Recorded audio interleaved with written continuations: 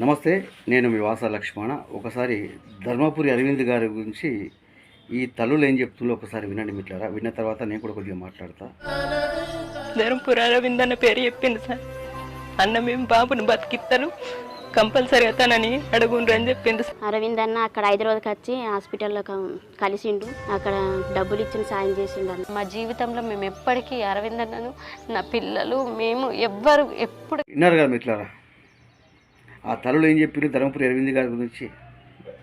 నిజంగా ఈ నిజామాబాద్ పార్లమెంటు పరిధిలో ఇప్పుడు పోటీ చేస్తున్నారు కదా నాయకులు. ఏ నాయకుడు అన్నా ఇలాంటి గొప్ప నాయకుడు ఉన్నాడా? ఒక ప్రాణదాత ఉన్నాడా? నేను అసలు ఆశ్చర్యపోయినా, ఇంత గొప్పగా చేస్తున్నా ధర్మపురి అరవింద్ గారని. మీరు అనుకోవచ్చు, అన్న అరవింద్ గారి గురించి గొప్ప చెప్తున్నావు అంటే, గొప్పలు చేసినప్పుడు గొప్పలు చెప్పకూడదు కదా. మంచి నాయకుడిని మంచిగా చెప్పాల్సింది కదా. పోనీ ఇప్పుడు నిజామాబాద్ పార్లమెంటు పరిధిలో పోటీ చేస్తున్నారు కదా మిగతా నాయకులు. ఆ మిగతా నాయకులు ఇలాంటి గొప్ప మానవతావాదులు ఉన్నారా? ప్రాణదాతలు ఉన్నారా? చెప్పండి. చెప్తే వాళ్ళ గురించి కూడా మాట్లాడుకుందాం. అలాంటి గొప్ప నాయకుడు ఉన్నప్పుడే కదా ఇంకా చాలామందికి మంచి జరుగుతుంది.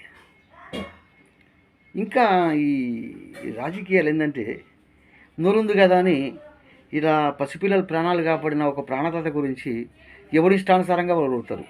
నోరుంది కదా అని రాజకీయాలు చేయాల్సిందే, కానీ రాజకీయాల వల్ల ప్రజలకు నష్టం జరగకూడదు. నేనేమంటున్నా, బీజేపీ వాళ్ళు దయచేసి అరవింద్ అన్న చేసే మంచి పనులు ప్రజలకు చెప్పండి.